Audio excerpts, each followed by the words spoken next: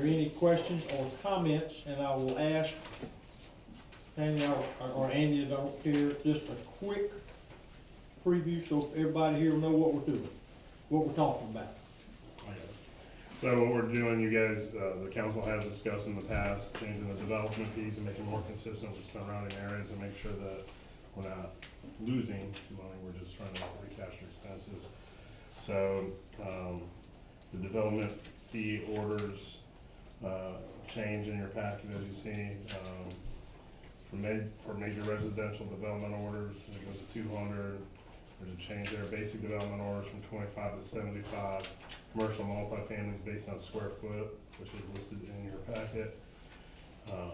Canal development orders, up to 2 slips, residential 100, commercial over 2 slips 150.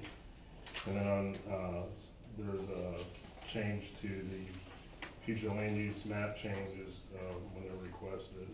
Small scale map amendments were 1360, that one's actually going down to 500. And large scale is going from 1590 to 2000.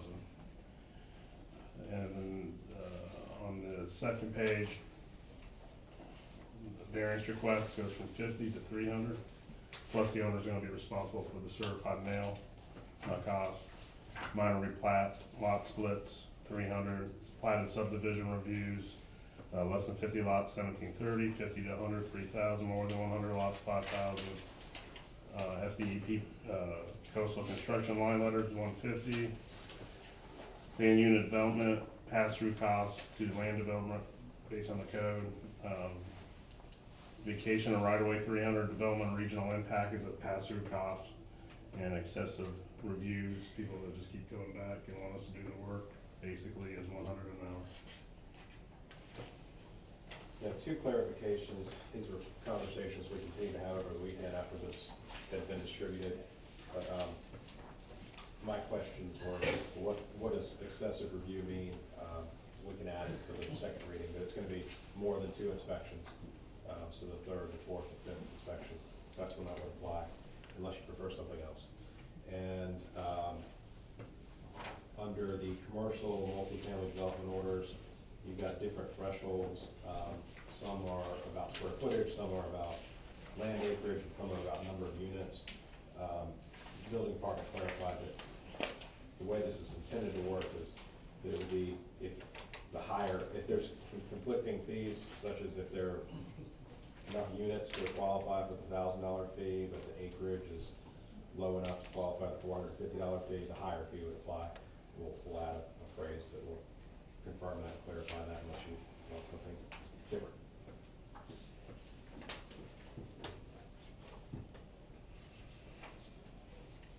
Okay, back to the public hearing for ordinance 730, which is changing the fee schedule. Are there any questions or comments? Remember, this is first reading. Okay, I'm going to close the public hearing. Questions from the table? And if no questions, Chair will entertain a motion to read by title only. Make a motion to read by title only, ordinance 730. Second. Have a motion and a second. Any opposition? Ordinance 730, an ordinance of the City of Mexico Beach, Florida, amending the city's fees for development orders and similar approvals as provided in section 33.07 of the city code, providing for severability, providing an effective date. All right, we'll move that to our next regular meeting in September. Or our 30-day schedule, whatever that is. All right, are we ready to go back to 722 to get the ordinances out of the way? Is there anything, Nick, you want to? Sure. The only thing that's confusion about swapping out the old version of the ordinance versus the new version, the only thing affected were the whereas clauses. Mostly just to update what had occurred as far as the state review. They sent a letter with comments but no objections, so the prior whereas clause didn't really describe that correctly. And we clarified that the planning board did not recommend approval. That's what's changed.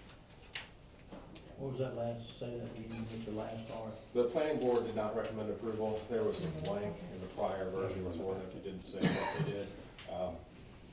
Basically, at the time, they felt they didn't have enough information about what the eventual project would be, so they didn't recommend approval. Okay, I'm gonna open the floor for a public hearing on ordinance 722, which deals with the 486 acres over on what is now known as Bonfire Beach. Are there questions or comments from those in the audience, or those citizens that are here? Just to summarize before, so you'll be sure you know what we're dealing with, this is going to, if adopted, make that property subject to the normal tourist mixed use rules. Right now, it has some other restrictions that apply to it during conference.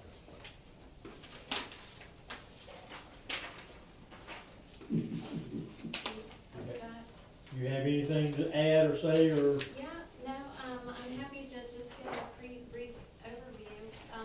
You know, we have brought forth a development program for a portion of our Bonfire Beach property, north of 98, that, included, almost 750 residential. This is the land use area that we applied for the land use text amendment on. The text amendment was just to remove the development restrictions on it and to allow us to move forward and develop the property under the existing tourist mixed-use land use. The boat ramp is over here. We had done a series of open houses on our program.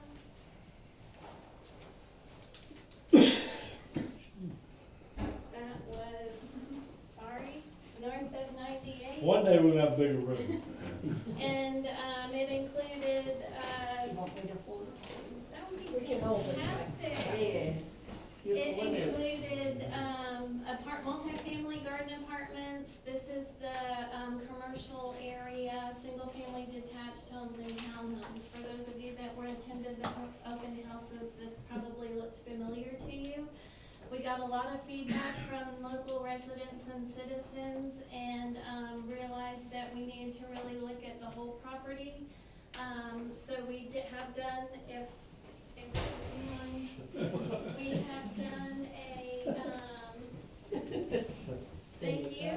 We have done an overall look at the south side also. So the land uses on the north side are the same. We've got the garden apartments over here on the east side, the commercial along the existing boat ramp down here, townhomes along Highway 98, which matches that, and commercial on the west side. And then south of 98, we are proposing some additional commercial uses along back behind the canal and south of that. And then single family detached on the Bonfire Beach property. You'll notice that we have significant trail and path network for beach access for folks. And we've limited the number of road crossings of Highway 98 to try and facilitate the residents on the north side of the road being able to take a connecting trail to get down to the beach on the south side of the road, so that they wouldn't clog up the pier area and some of the other Mexico Beach proper beach accesses. In addition, this site plan shows a proposed gate. We actually have already gated this access off to, is it 44th Street? It's a cattle gate that's got a chain and a lock on it, so if the city wants to get in that lock so that they may have access for emergency purposes, we can certainly facilitate that. Initially we had about less than 750 units in our original plan that we proposed. And under the current comprehensive plan, the total number of units that we can build here is 750 total, and I think it's 70,000 square feet of non-residential uses. So with the new plan, on both sides of the street, proposing that we're able to develop under the tourist mixed use, we would be able to do 972 units, and this plan currently shows, I want to say 930 something. So So the current plan shows 927 units. So the current plan is what we're proposing to submit as part of our required PUD.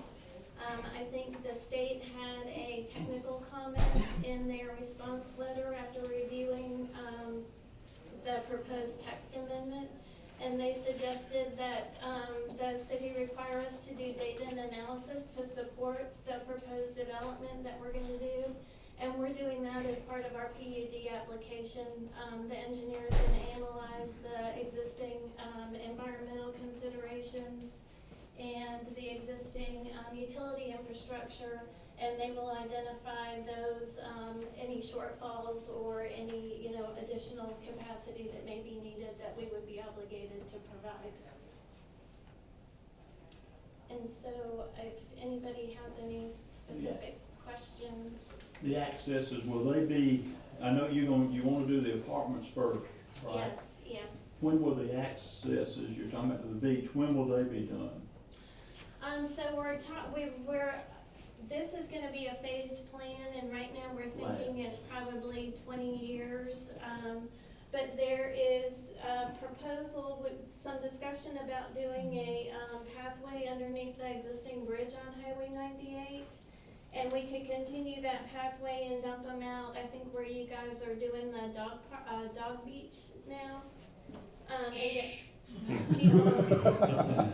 people over here to the beach on our beach property. Okay, okay, when you say dump them out, are you saying they may walk there? I'm saying that, potentially, yes, either walk or bike or, Drive? well, I don't know that there's a lot of, parking down here, Well, but you've got land, and you just add a few more spaces down there. we can, we've talked about that off and on, we can certainly look at that as part of our, development approval process. I think it'd be important, I mean, when you look at the total number right now, the way we are now, if, I lived on 27th Street, and I didn't mind people coming down there, but we would have maybe 5 cars coming down there, as long as they didn't block a driveway, it was fine. When you add that many, I think it would be good for us to hear something like, we're gonna, they need somewhere to go to the restroom. Is it the city's responsibility to furnish that, park, pavilions, and, it'd be nice, I think, if you did that. Just to clarify, approximately how many units of housing are you talking on the south side of the beach? The south side of the beach is 190, this shows 194, single-family homes. So we're gonna be approximately 700, 700, the I'm north sorry? side. Yeah, the north side will be 700 and, 190, 200, 320, 320 and 417 is 737. Okay. You said by phases, so many this time, so many next year, so many 5 years from now. Do you have a rough idea of what you're talking about? So we'll be putting a phasing plan together as part of our PUD application.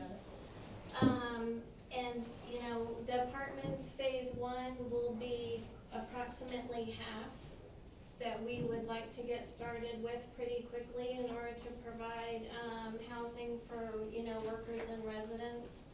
I know there was some concern in the open houses and, later that, we had always talked about a $250,000 price point. And some people were not quite sure what that meant. Realistically, it will probably be a range, maybe starting from 250,000, going up to 300 or 400 or 450.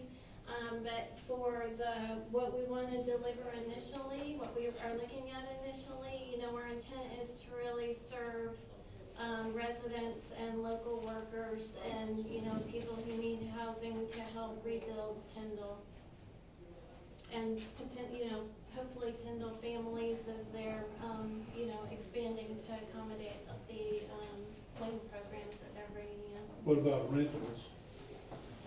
The apartments will be for rent.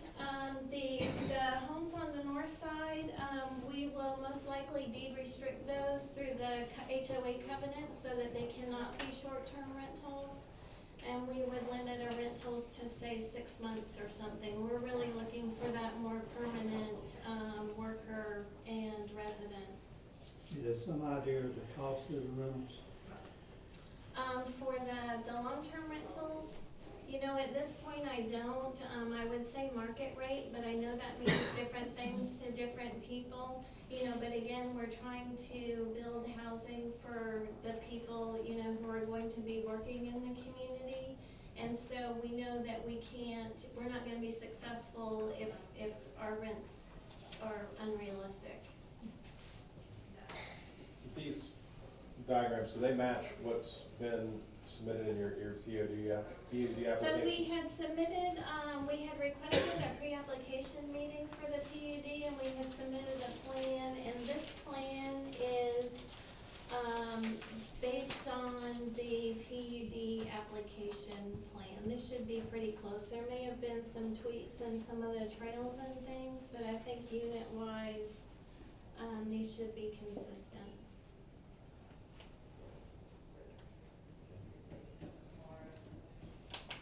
I like the idea you show them what's gonna be on the south side, because lots of people ask that, Yeah. compared to what we're going north. Mm-hmm. Are there other, And you have questions? This is Bridget Precise, St. Joe Company. Are there questions? You're in the public hearing side? Okay, Thank you. thank you, Bridget. I appreciate your all's help. All right, if there are no questions from our citizens or those in attendance, we'll close the public hearing. And return to the table for either questions, comments, or a motion to read by title only, ordinance 722. What was the initial houses in 2006? How many was that houses in from? 750. Was it 6 something? 750?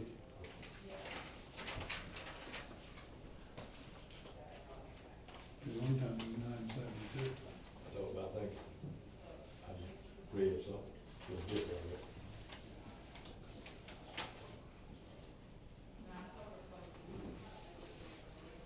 Any questions? Make a motion to read ordinance 722 by title only. Second. Have a motion and a second. Is there any opposition to reading? Please do so.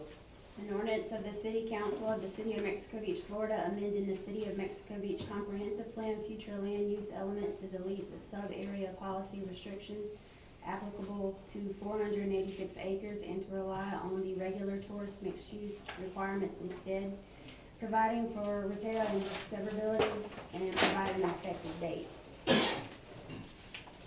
All right, is there a motion to adopt? Make a motion to adopt ordinance 722. Okay, we have a motion. Do we have a second? Second. We have a second. Call the roll, please. Mayor Kathy, Yes. Mr. Pollock, Yes. Mr. Smith, Yes. Mr. Wallace, Yes. Mr. Putnam. Yes. All right, that completes our those three ordinances.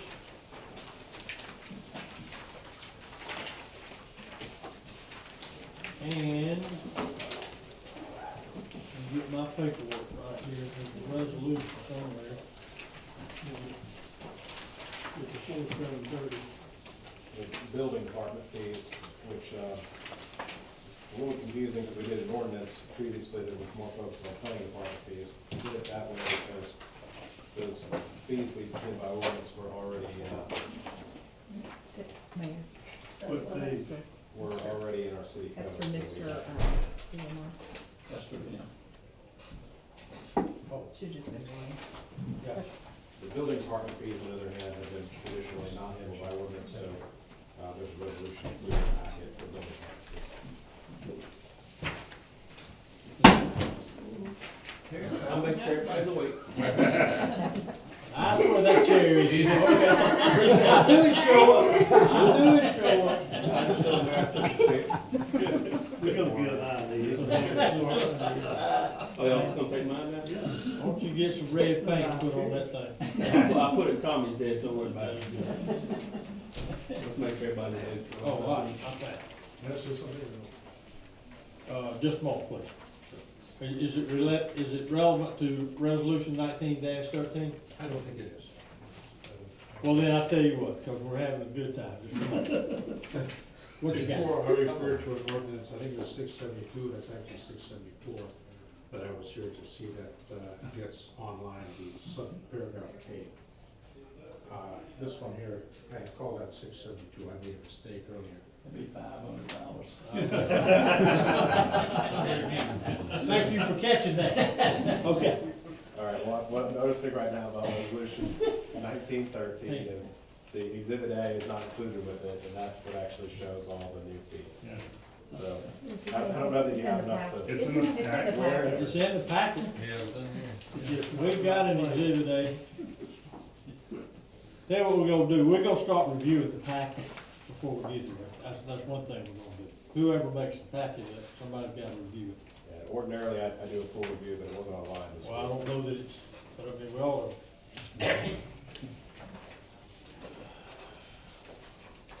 We're It gonna went have out a packet Thursday? meeting. Thursday. Packet went out last Thursday, so. I understand, Wed- that's actually, by the last Wednesday. rules. That's by the rules. Okay. Yes, it is in here, it's out of order. So it's Hey, it's in here. page 19. We all found it. The- We all have it. That's out of order, but we ordered it down. All right. Okay. So.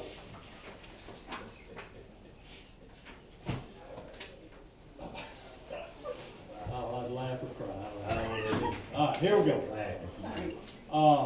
We have resolution 1913, and Nick, just sort of paraphrase, the fee schedule is, it can be adopted by resolution.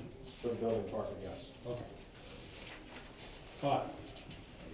And we have seen Exhibit A. I think most of us have had, or have either gone over it, looked at it. Before we even read the resolution 1913, are there any questions on the fee schedule? This is where's Jim? Right.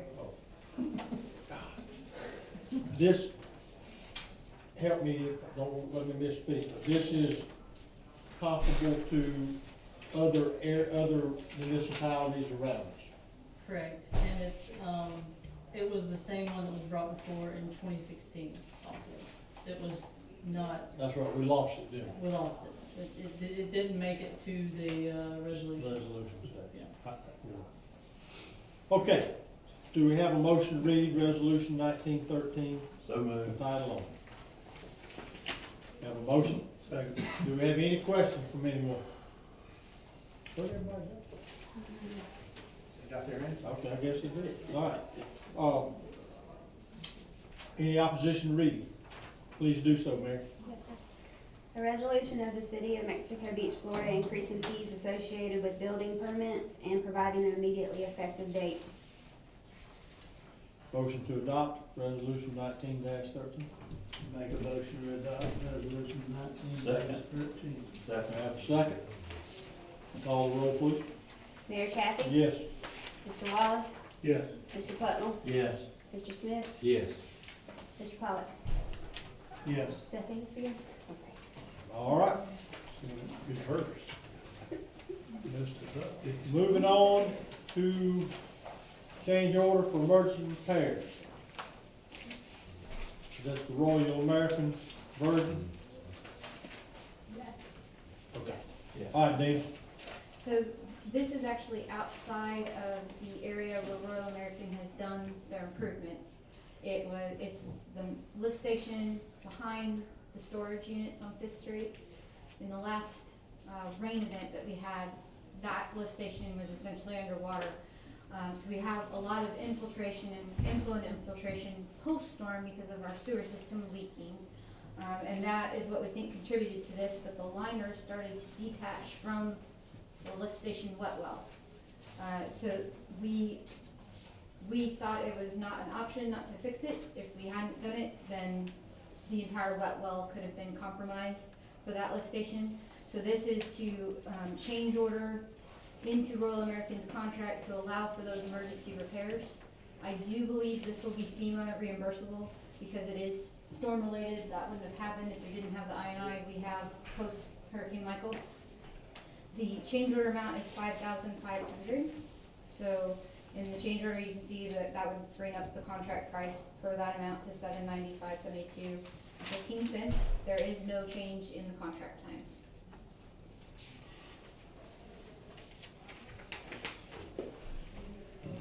So the increase, the emergency repairs are actually $5,500.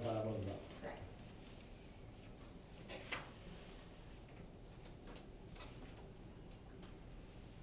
Okay. I don't know how we don't have $5,500, but we can't just not have a lift station that fails. So, motion to adopt, or not adopt, but accept the emergency change order for $5,500. Royal American, make a motion to allow for emergency repairs to lift station at the Fifth Street Storage Facility for $5,500 to Royal American. Second. Have a motion and a second. Are there any comments or questions from the table? Is there any opposition to that motion? Let the record reflect it passed 5-0. All right, number 6. Dana, that's you. It is. I'll start this one and Andy may jump in. We asked Marshall Brothers, we cleared this through FEMA, whether this was FEMA reimbursable, but we asked Marshall Brothers for a change order price to make changes to the upstairs of the Public Works building to temporarily house our fire department, probably for a couple of years, depending on how long it takes for us to get our planned government complex in place for permanent housing. They gave us a change order price of just under $350,000. We went back to them and said that was too high. So I got this today, and I asked them for a more detailed breakdown. So this is the revised price. I think the total is $296,700 to do those, to make those changes. Again, we do think this is FEMA reimbursable because it's temporarily housing fire. We also compared the cost. I'll let Andy jump in on this portion, but. So the cost to get a standard modular or do something to that effect, we spoke with, we had emails today going back and forth. And that's around, let me back up. In order for us to lease that, the state's paying $120,000 a year for a lease. I said I was in the wrong business. I should have got a modular home instead of government. It's $150 if we go ahead and purchase one and find a place to put it, which is still a difficult idea in place. Plus we have the pole barn structure for the apparatus and equipment, which is gonna be another $65. None of that includes setup or prep to put the structures there. FEMA typically wants us to be reimbursable, to have it as the most cost-effective approach. However, with this second story solution, FEMA, we believe, talking to Charles from Atkins, will be very apt to reimburse because we can use that after the fire station relocates out of there when we get another complex to mitigate and for resiliency equipment up there, utility equipment, maybe our control panels, any office equipment, everything that was lost or damaged during Michael would go up there. So we think we're pretty positive that it is all FEMA reimbursable because we're not only using it for temporary housing and it's comparable cost to what it would be to do a modular and everything. Plus, we're adding that resiliency in the future to be able to put equipment, like the control panels for the pumps and such on the second floor, which is a big plus in their eyes, you know, going forward. So what's the amount? $296,700. What are they gonna do? So this kind of gives a general summary, and Gina, feel free to help me out, because I know you were at that meeting. But they're gonna finish that space and add, an external entrance Oh, nice. exit. Do you want my copy? I got one. Okay. So there'll be an external entrance exit off the second floor. They'll finish the, second floor space to house fire, including, I think, obviously restrooms, a shower, I think also a kitchenette. So basically, everything that they need for their facility would be put up there. And sprinkled, well, Fire fully protection, fire protection. so the fire department. So it's electrical, plumbing, HVAC. Oh, yes. Basically like building a building, isn't it? Yeah. Except for the exterior walls. Right. Yeah. And what was the cost of the module home, that module? 50 was what we were quoted, Plus right? the pole barn, Plus the pole barn, we were figuring about 65. plus shipping. It's set up, shipping and everything, you're right in the same neighborhood.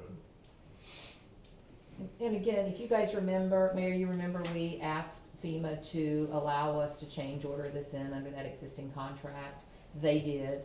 I'm confident they're gonna cover this. We've had several meetings with FEMA, we've discussed it. I know the price is, That's outrageous to me. That's outrageous. I don't know what the fire department needs. I wanna speak clearly here. If FEMA covers that, for this city to invest in that inside the maintenance building for close to $300,000.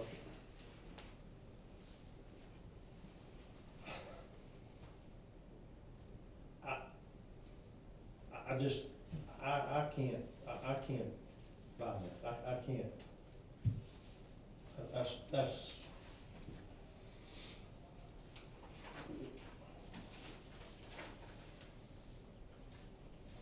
General conditions, 26,000, labor, 55,000.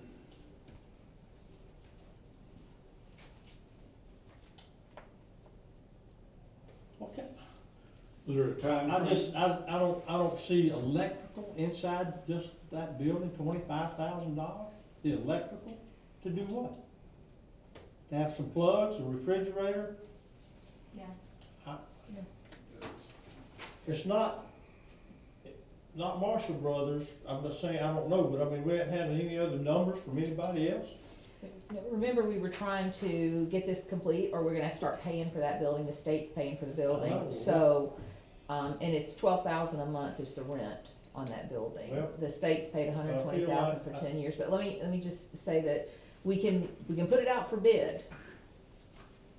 Yeah. But with the cost of construction and what we're seeing in the building department, I don't think you're gonna get a bid that's much lower. And we I could, question if we need that. If the fire department's gotta have that to be our fire department. We've been in a trailer up here for 10 months. I don't know, we're looking at 2 to 3 years. And that has not been a good situation. They don't even have a why don't restroom we buy inside. something? Our FEMA wouldn't pay for it if we bought something? It depends on what we do. Why wouldn't we invest in, A modular, you know, that's not really, we're not becoming more resilient than modular. Yeah, we don't have, where you gonna put it? out there in the yard? Have room in the yard. Put it where the civic center used to be. There you go. There you go. Put it where it is now. Put it, I don't know, I mean, if we purchase a building, we have to be careful that could be considered our permanent home, and then we get no help with the government complex. Just something to throw out there. If you don't like the price, we can put it out for bid and get competitive. I don't like the price, but I don't know that I understand what we're getting here. I don't, do they have a set of plans of what they're gonna build by? No, we don't have Well, plans. then how can they price it? I think we have a hand They sketch. basically, they have a floor plan, sir, which is 3 8x8, I'd like to bunk see rooms. what they're gonna build. I can give you the floor plan very quickly if you want. Well, I mean, yeah, we need, well, I don't have to see it right now. I'm just saying, But it's, for I mean, me, what, I gotta have, just, what we asked for was the minimum that we thought would be needed to house the fire department, which is, once just, again, what did they quote that from? they basically came, had a meeting, one morning, with all the different, major contractors that would be involved, the plumbing, the electrical, the, HVAC and so on and so forth. They all met, they saw the space upstairs, saw what they were dealing with, and they came back with this number. Do you think FEMA is gonna reimburse us for, without any, here's what we're doing, with any kind of blueprint or drawing? We do have drawings, and remember, Mayor, you and I talked about this. The original plan was gonna require architectural drawings, all of this, and I gave you a phone call and said, you know, that was 26 26,000 $30,000. just for drawings, architectural We don't drawings, need so what we did is, after you and I spoke, I had Marshall Brothers get with the fire department, and we emptied out that upstairs, they laid it out, marked it out, met with the building department, they all met, came up with a plan and a cost for that plan, to avoid having to pay a structural engineer or an architect to do those drawings. I agree with So that. that's why we're here, and we have a simple, basic drawing that, we're using to move $300,000 forward. price tag. Temporary. Well, it's temporary for the fire department, but as Andy was saying, before, there's mitigation opportunity, because we can now, that it's now finished school space, we can move other equipment up there to protect it from a storm event. So it actually it's a win-win for the city. We house our fire department, for 2 to 3 years, however long we have to house them there, and we have a structure that we can use later for mitigation. We can use it, to move electrical panels up there. That's equipment that was damaged during the storm. So it's not wasted space, and it's not space that we're just gonna finish and toss away later. And we could, maybe we could do, I think, get an answer from FEMA, say something contingent, that we actually do get confirmation from FEMA based on what we do have, no? Well, if I may make a suggestion, the email that I got today says that we're okay there till the 11th of October in our current location. Maybe we just go do some more research, bring it back to council, and see what our options are. If the one way or the other, we probably wanna do something with the fire department, but if we need someone from FEMA or something, or somebody to give us some information that ensures that FEMA will reimburse it, then maybe that'll give the council a little bit more comfort. What's the council's feeling wanna do? How much I see the advantage of having this done to use for years and years. It does seem a little expensive, but, if FEMA is going to help us with this, if anybody around here has tried to get anything done in the last 2 or 3 months, the expense has gone out the window. Okay. Somebody asks. Electrical, completely rewiring my whole house, pulling everything out, putting new wire, over 2,000 square feet, $12,000. Up against 25,000. Air conditioning, That's residential, this is gonna be looked at it from a difference. $20,000 more. I don't know. Air conditioner, $12,000 total, tearing out all my air conditioning, duct work, everything out and put it back in there. It just seems too much, you know, as far as stuff like that. I mean, I honestly believe we need to have some firemen. We need it. But if nothing else, we need to get some type of bid or something on this. Yeah, that would be my suggestion. Do we have to have plans for that bid? Or we- Yes. We don't need to spend 26,000 We'll to have get to, if those we put it plans. out for bid, we'll Yes. have to have plans. So that's the other, if we put it out for bid, the price is gonna go up. Well, you can get somebody just to walk through like they did. Yeah, they didn't have plans. It'll depend how detailed it is, that what you've already got, this drawing that we haven't seen. I will say, talking to Marshall Brothers, they said that to them there were a lot of unknowns, and I think that's because we don't have detailed drawings. And I think the schedule is also driving the price a bit, because they know we're up against a deadline with the temporary unit.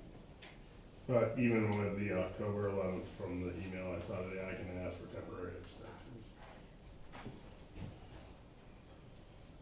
So we wanna gather more information? Is that what I'm hearing? Is that where we're going, or we wanna make a, I mean, does anybody wanna make a motion to accept it, or do we wanna just table it till we get something more? I'm open to whatever the council pleasure. I'll put table until we get more information and a different. It just seems, you know, pretty, You wanna make a motion to table it? I make a motion to table. Is there a second? Second. We have a motion to second. Is there any other comments? Mayor, if I may, you know, if we go to bid, we're gonna, I'll come back to you next meeting. Let me discuss. We're just gonna table, a motion's just to table it? Got nothing to do? Yeah, I was thinking out loud, we're fine. Right, right.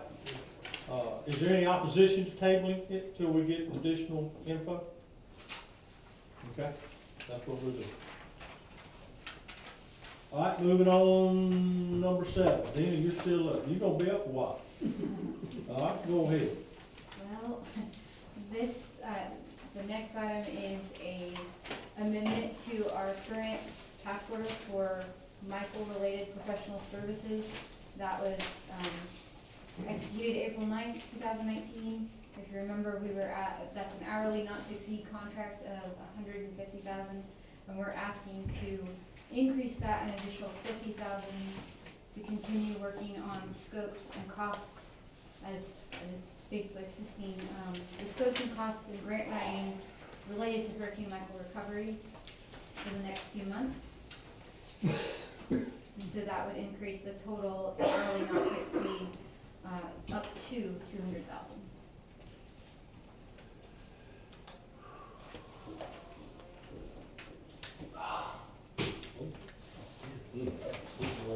Is there a question for Dean on this? You feel strongly about this number? Yes, I mean, the amount of work we've done to date, we're at the previous amount. And I will say, this is limited to items where we don't have current task orders for specific projects. But yes, based on the amount of time that it takes to work through scopes and costs to get our FEMA obligations, yes, I do think it will take that much work.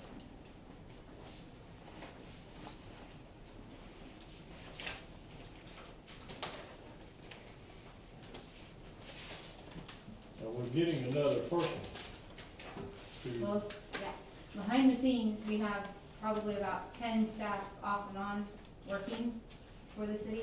But yes, we just brought on, not new to Dewberry, but new to working on Mexico Beach projects, another PE, Josh Baxley, which will greatly help with my workload in terms of being able to focus more on our scopes and costs, working with Atkins and FEMA, and then also cover our projects that are currently under construction and design. Which should move things along. That's the idea.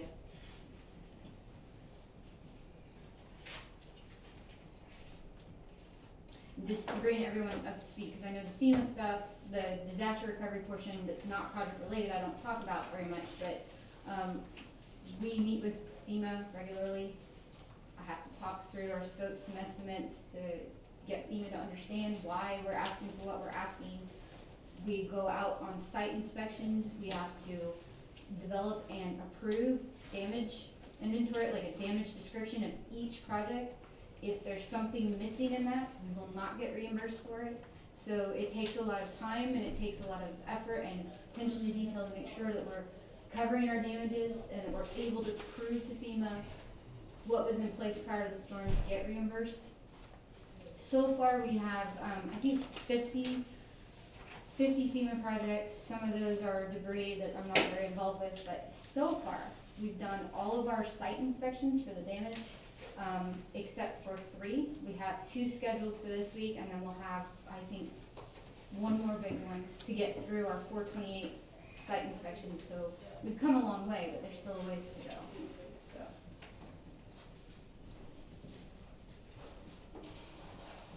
Well, I don't know about everybody else, but I have no way of knowing. I mean, we're trusting you as our representative with the knowledge.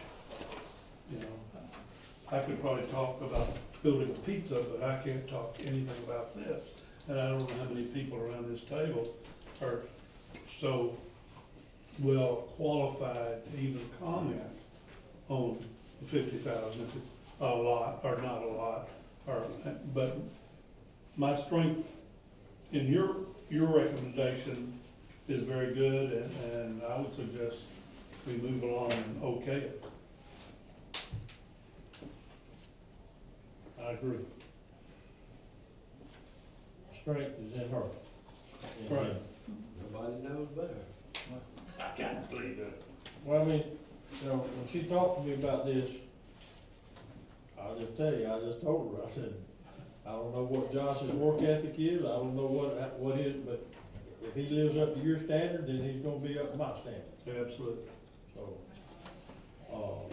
and I think, I don't know who all got, but I saw what you did for the canal, your report. I don't know how much time that took to put that together and to prove to those people that we had a 17 to 19 foot storm surge that washed sand in the canal, and we had to go to that amount of detail. But if that's the type of what it takes to do to get these people, FEMA people, to understand our needs, then you need to put more, you need to devote that time. So I think it's money well spent. Chair will entertain a motion or further discussion.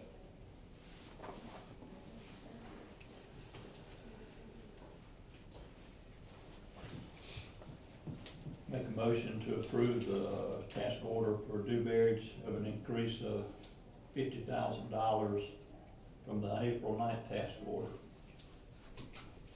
Second. up to $200,000 No, okay, that's true.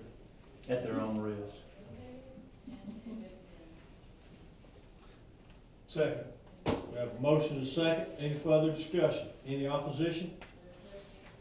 Let the motion, record reflect motion passed 5-0. Number 8, I wanna skip number 8, good. so we have more information from FEMA, so I'm done, I'm out of the way. Now we're talking. All right, we're skipping, we're pulling number 8, we're moving to number 9. This is for, IT services, for upgrading, Springbrook. They include software and the annual subscriptions. The services will be $8,000. The software subscriptions, which are always the most expensive thing in the IT world, are $15,374 for a total of $23,374. But it upgrades their security. And then, well, before I was here, there were some issues with IT security, and just to get the modules for the different functions up to standard, so that the different departments can work more efficiently and maybe generate some reports that would be beneficial to y'all.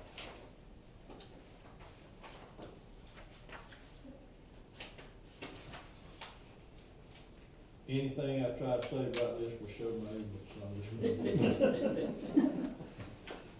I second that. I know we had problems. Yeah. I know we had problems. I do see that on the front page of this, it says it's an SB cloud service. Yes. And I'm gonna be very careful what I say. Does that mean we don't have a server? No, you'll always have a server to run, your programs and such, it's just the storage. We're gonna go, Put it to the sky. I'm just curious, where do we back up now? We don't back up to the cloud? Oh, we don't? What do we do? Well, Springbrook, we can't. We have an older version, that's why we have to upgrade, The Outlook, your Outlook is back up to the cloud, obviously. but not our utility. Oh, so when we went Springbrook, they didn't Correct. do. We have such an old version of Springbook, it's like over a decade old. We're missing out on a ton of functionality, plus the ability for off-site storage. This is updating this? Yes. How much money we talking? Andy, I didn't hear that. 15,374. 23. Oh, 23. That's the total. That's in the budget, this'll be in the next fiscal year And that's in the budget. next budget And coming up? it's already in the budget And that we you guys. budgeted enough to yes. do that? Yeah, we actually budgeted about 28,000. No, we It came talked in about it, I much. didn't remember how much money. It's budgeted, but it came in much lower than we had expected. So it will be paid out And it of, sounds like those next- of you that work with this, that is just really not an option. Is that a fair statement? Not being here but 48 hours, I can tell you. I've been in organizations that did not have cloud backup and it went down or got ransomware and a lot of data was lost. When I was in Brevard County, we actually didn't have email for 1 month. No employees. We were doing stuff by memo like it was back in the old days. Okay. All right, does this require, if it's a budget item, is it more informational, or do we need to officially adopt or accept this update? it's Should officially do that. accepted. Okay. Chair will entertain a motion or further discussion. Make a motion, we adopt the upgrade to, is it the cloud service? Springbrook. It's Spring. Springbrook Cloud Service. Plus subscriptions. If you don't mind, put a dollar amount in your motion. How much is it? 23,374. The 23,374. Second. We have a second, motion and a second, is there other discussion, comments? Any opposition? Okay, motion carries 5-0. Number 10, task order for Welcome Center, sign. Yeah, I don't know where the sign came from. Okay. Good, I thought that was probably. It should be in your packet, a task order from DAG for design of the Welcome Center. It's a lengthy, It's a long contract. a long contract for $57,000. How much? 17,000. 57 something. I don't have the exact thing to it. Hmm. Let me, I have a couple of questions about DAG, or not DAG, but about the design. Have they not already, didn't they do some design work? What they did, initially, Kimberly wanted a much larger building, so she did a little sketch of what she wanted. We understood from the very beginning, we said, this is what we have, FEMA can rebuild like kind of what we had, which is about 1,000 square feet, maybe less. And then we had some insurance money for that, but FEMA deducts the insurance money. So she drew a sketch, gave it to DAG, they did just kind of a preliminary sketch for her, the price tag came back at over $1 million. So she scaled it back down, it was still a high price, and then I don't think that the CDC ever voted to provide any additional funds.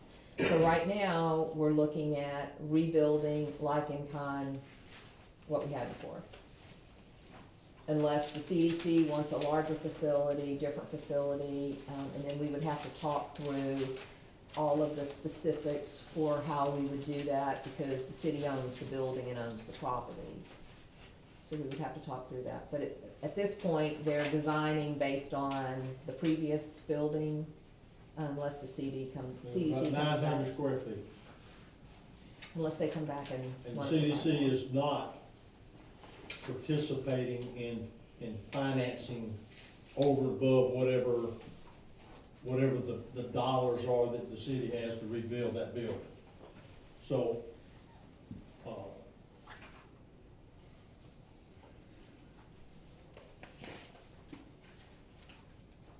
again, I guess I'm struggling with 57,000 to design a building and that would come from the amount of money that we have to construct the building, whatever That's that correct. number. That's correct. So we're gonna end up with, most likely, I mean, Yeah.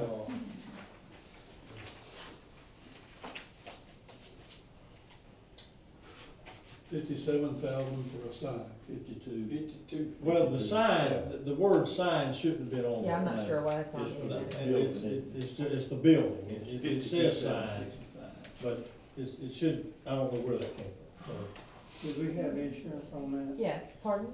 Do we have insurance?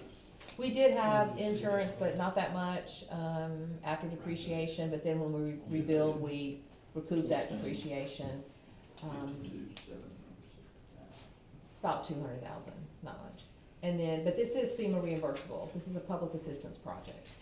They just deduct our insurance first and then reimburse us the federal Well, then- share then- after then insurance. When you say that, see, that's confusing to me when it comes to the dollar amount that they're gonna participate with.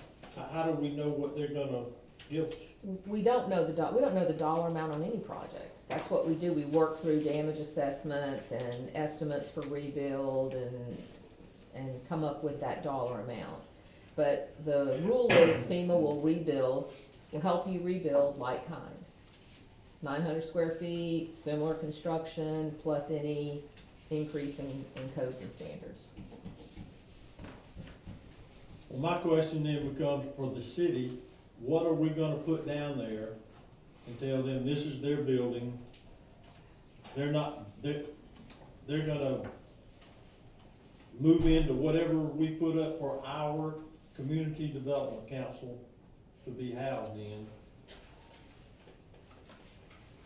If we pay 57 or 53, whatever it was, for design, we're not, I mean, what can we build? What can we put there? Well, the architectural costs are part of that project. I mean, whatever it takes to rebuild that building, Plus the architect. correct. Oh. I mean, I misunderstood. whatever the rebuild costs are, including your design, I mean, you have to have, you have to have Okay. engineered drawings Okay. rebuilt. Right.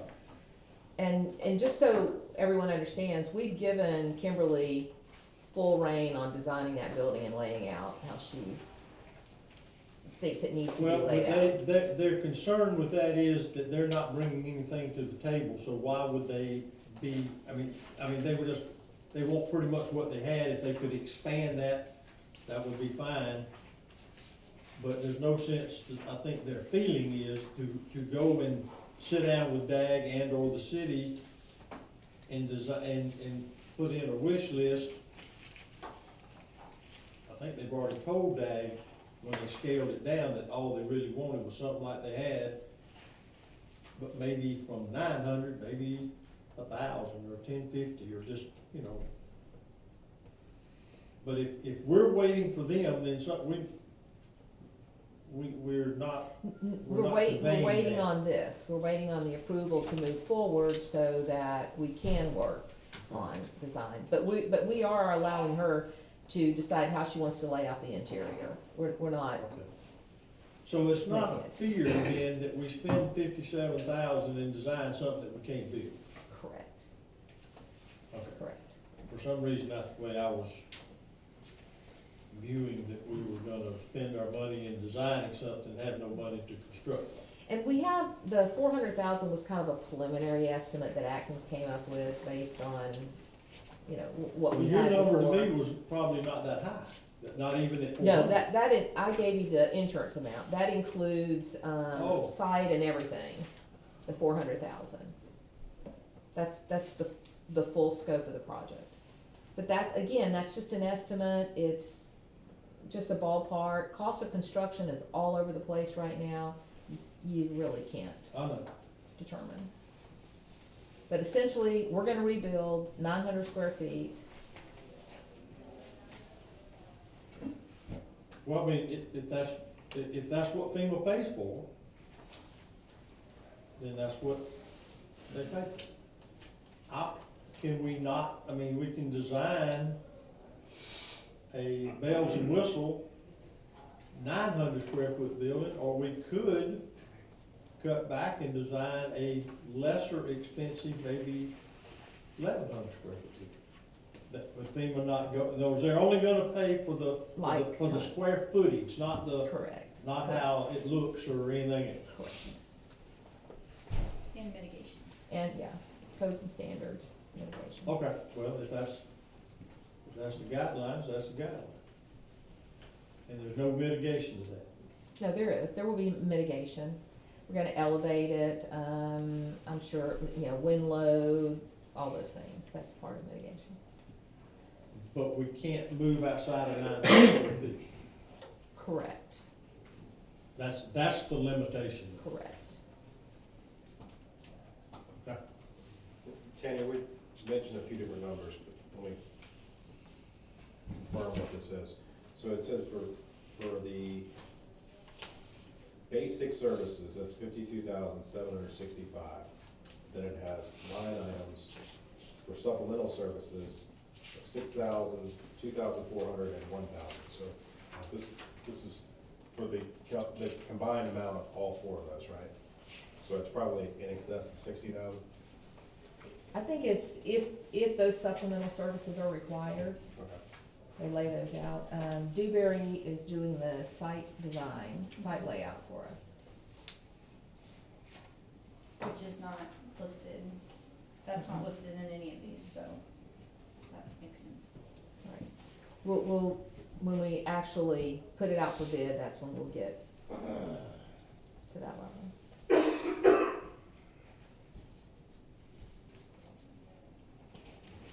I haven't designed anything lately. That's just, I don't know. But that's, Maybe we're we talking could out loud. add a little extra to that and have a place for the city council to meet. Seems like that'd be the quickest way to go, the way things are going now. Okay, so, other questions? More discussion and or motion? To accept, I mean, DAG was, just for the record, DAG is our architect of record, I think would be the right way to say that. So, that's.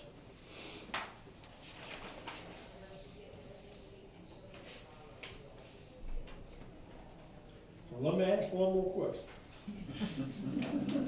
If we don't have a number, we can design a 900 square foot building and it costs $600,000? Whatever it costs to rebuild that 900. I mean, that's Based not, on the competitive money's bids. not the Correct. size. Correct. It's gonna be based on the competitive bids that come back. Okay. All right, well, then, I understand. Start somewhere. So I gotta do something. All right, again, more questions and or motion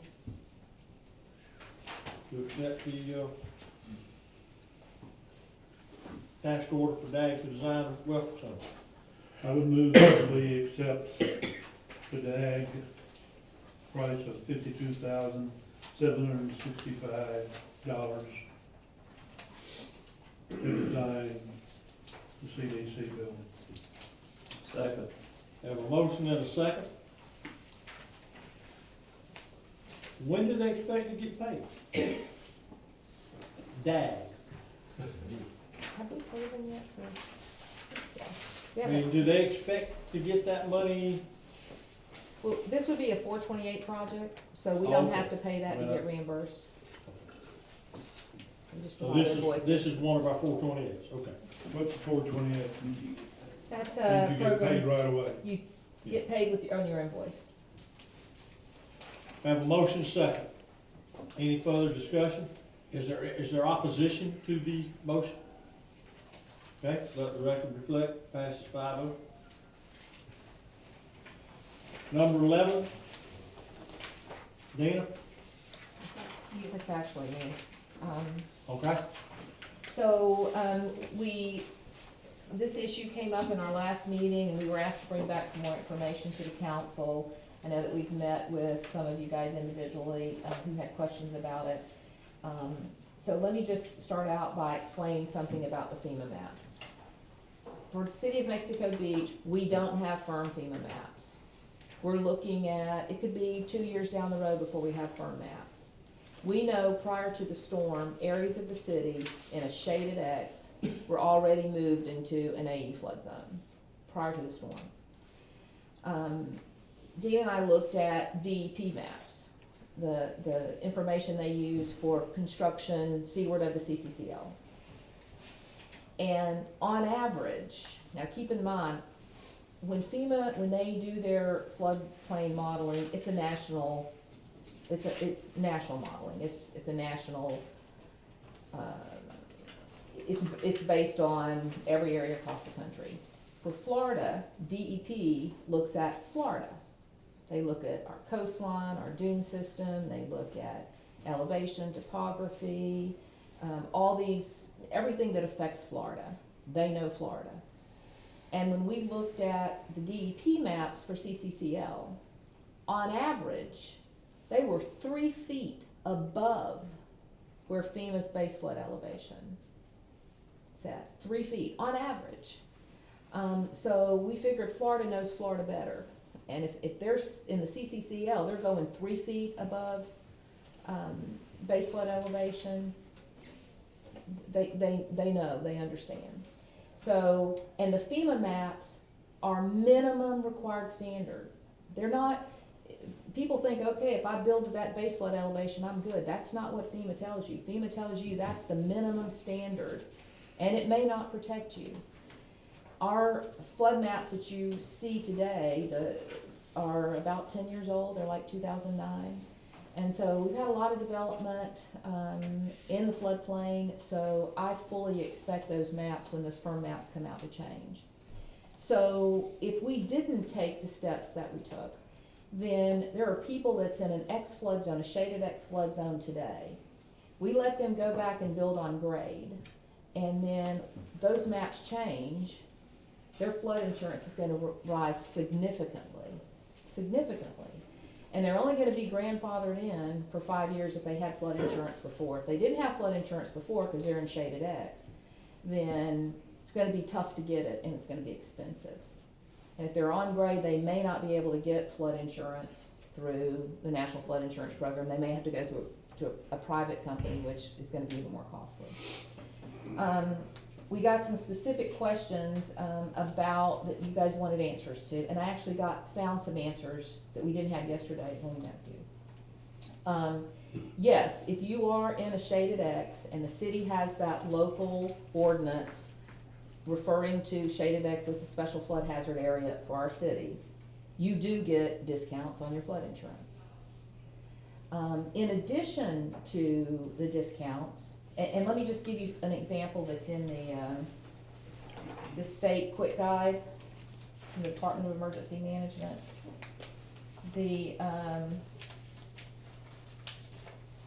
We have an example, they gave us an example for an AE flood zone.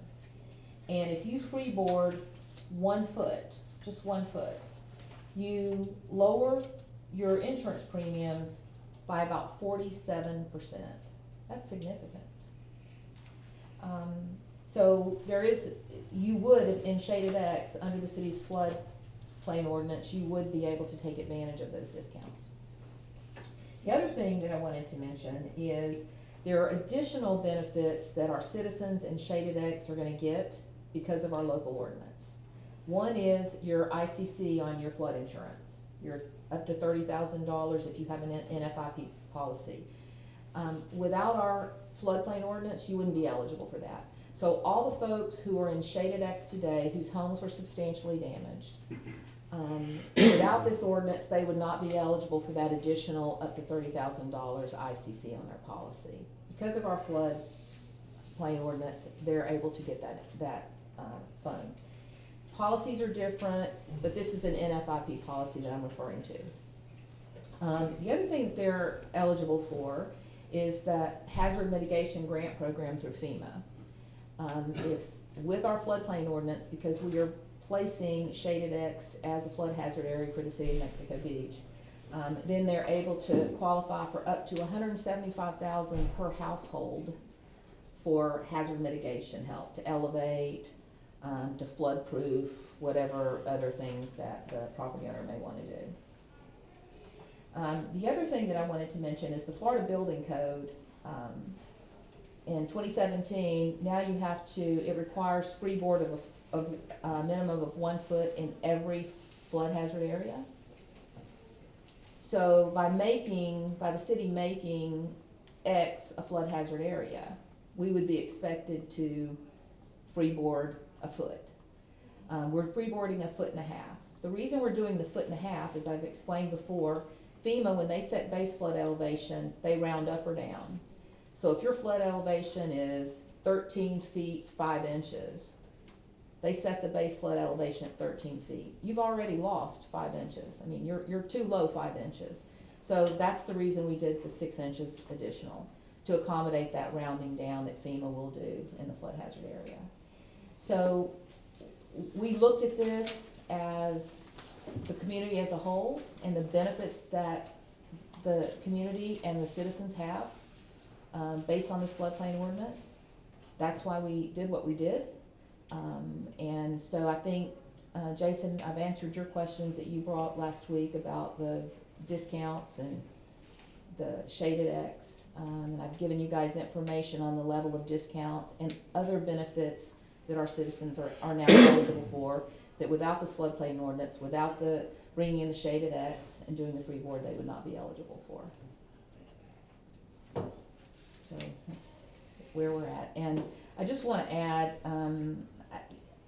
I keep saying this, and I know a couple of the council members have told me they've received 0 complaints. We can gauge what's going on based on the calls and the complaints we get at City Hall. And I haven't received not a single complaint on the floodplain in months. I know the building department says that the contractors grumble about it when they come in, but we don't have any. I mean, I'm sure there are people out there who are frustrated by the cost of construction in general. We just saw examples of what the city's facing. But our job, when the total damage cost for the city just on the public side is over $220 million. That's the damages that we're looking at. FEMA provides 75% of that. The state provides another 12.5%. So that's when the federal and state government are helping you rebuild your community, they expect you to take bold steps to make your city more resilient, to avoid and mitigate damage for the next storm. The farther we get away from Michael, sometimes we tend to forget about the devastation it caused. And if you look at the city of Houston as an example, they had 3 500-year storms in 3 years. 3 in 3 years, just recently. So, to say it could never happen again. Okay, yes, sir. Brian Cathy, Cathy Construction, Mexico Beach. I have a question.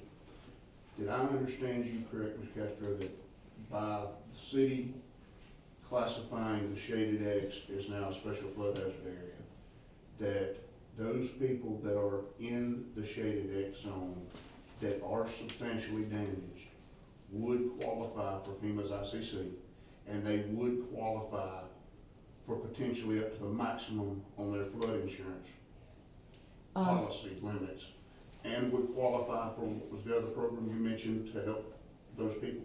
That is, and we did get that in writing from FEMA in an email, that is correct. Now, we didn't ask them the specific question about the max on your flood insurance, that's based on your damages.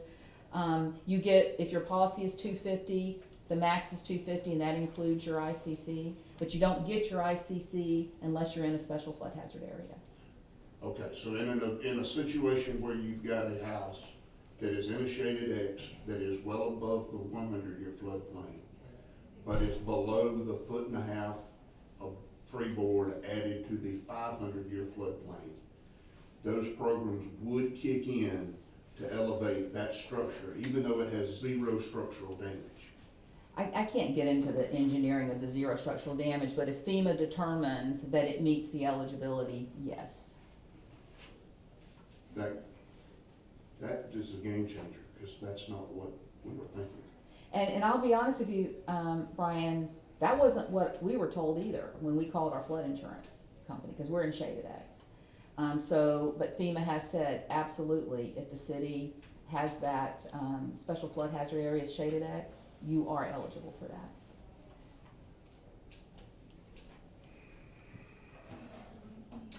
Not to mention, Come on in, please. Is it on future claims? Okay. It's not on.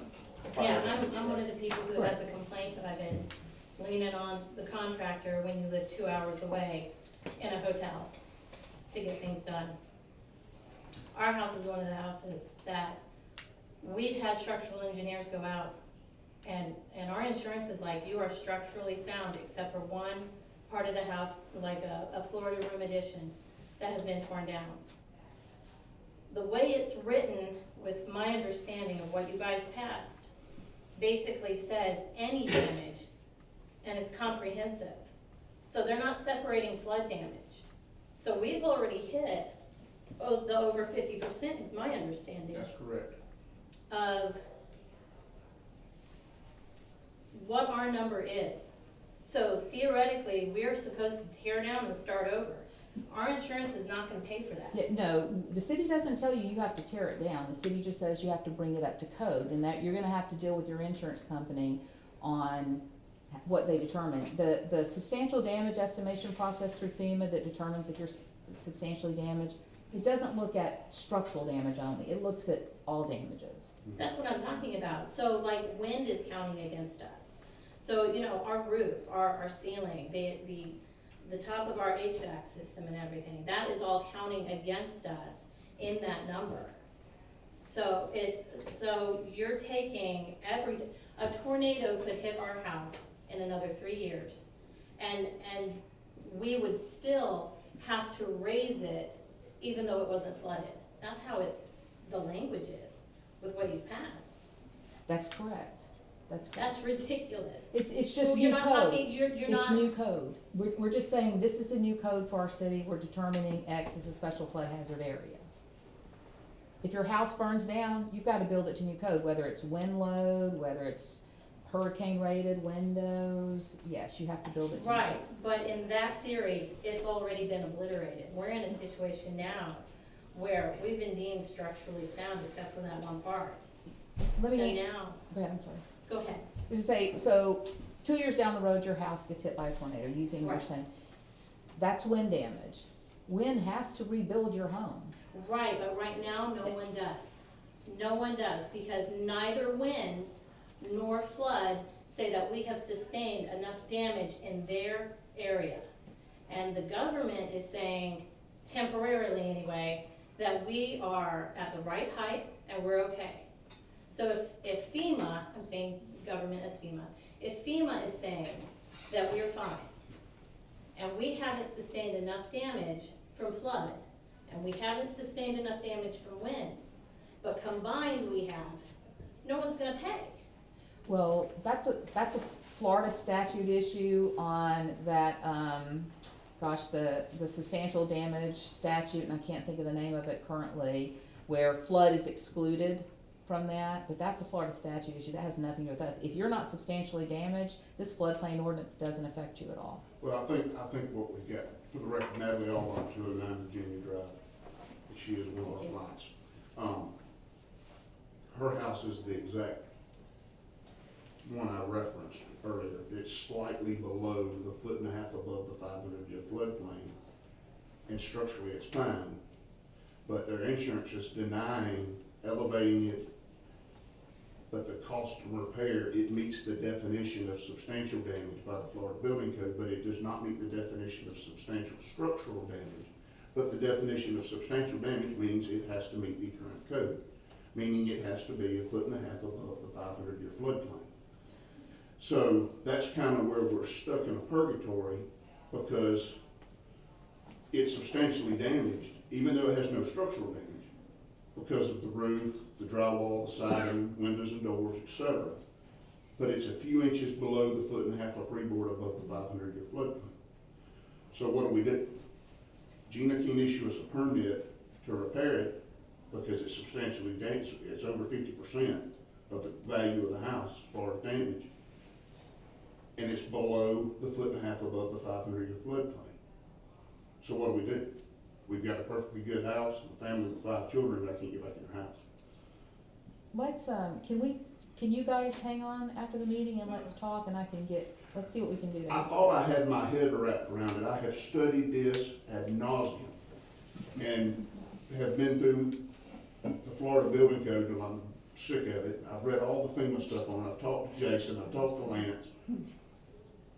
What you just said completely changes my understanding of this flood ordinance, because what you're saying now essentially makes a shaded X the same as an A and a V.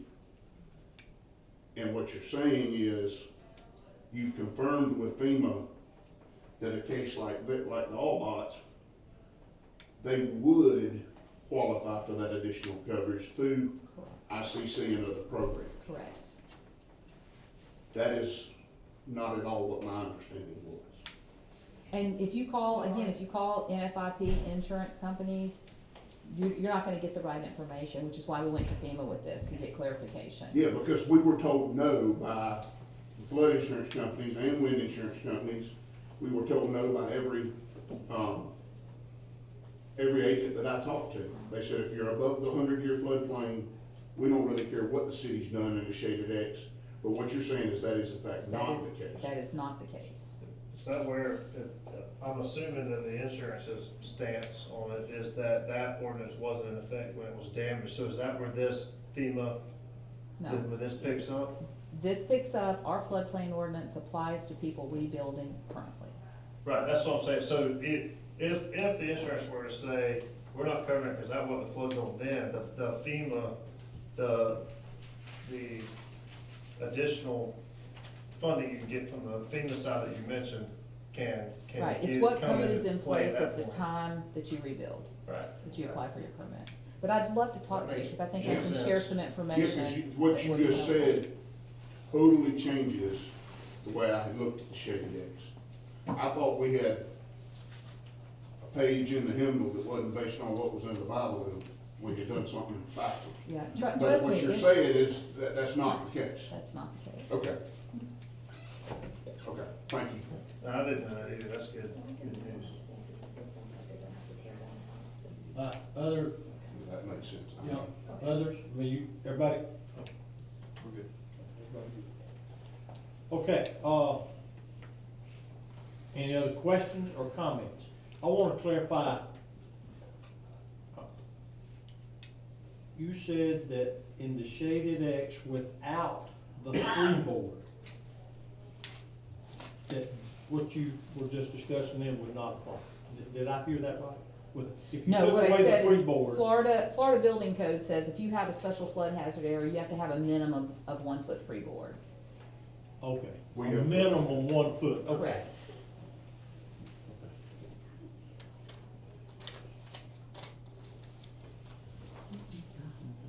I'm one of those that said at the last meeting that I thought, well, look at it.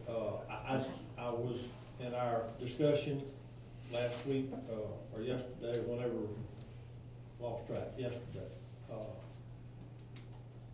I had some concerns that we had done, that we were excessive.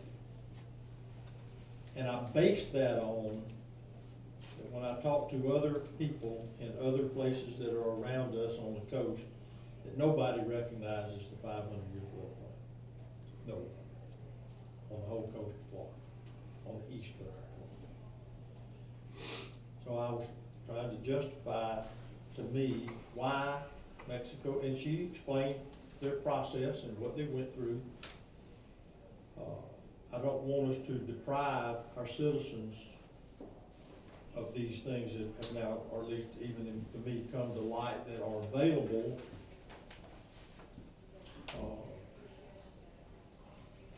And I guess maybe it's just a new day and a new time, and that's the way it is. I mean, we can't ignore that Michael, I don't think we should we can't build to a Michael standard, because if not, we would all need elevators and everything else to get to where we're going. But the reasoning that she just presented makes sense. I don't know that we are creating an excess, or we're creating such a, I was hoping that we could just amend the ordinance to eliminate freeboard in shaded X, but it sounds like that defeats what a lot of people would benefit from. Is that a fair statement? That's a fair Is statement. that a fair understanding in this room, that would be, maybe we might help two and hurt three, so to speak, you know, I don't know. Yeah, that foot, I mean, once you're to the 500-year, that 1.5 feet is not cost-wise substantial. It's That's where I'm confused, because I thought we were 500 year. That's what we're supposed to be, is we're 500 year. You're above 100. But when I first started looking at this, putting the X 0.2 or shaded X into the special flood hazard area, I understood it to be essentially an unfunded mandate, meaning that those people building in shaded X by NFIP would only be, they were only gonna look at the 100-year floodplain. So if you were a foot above the 100-year floodplain or 100 feet above the 100-year floodplain, it would make zero difference in your flood insurance. You're saying that's not in fact the case. And I also heard you say that we're basing this decision on maps, flood maps, that we really don't have yet. Correct. So we're really throwing darts at a dartboard with blinders on because we don't know.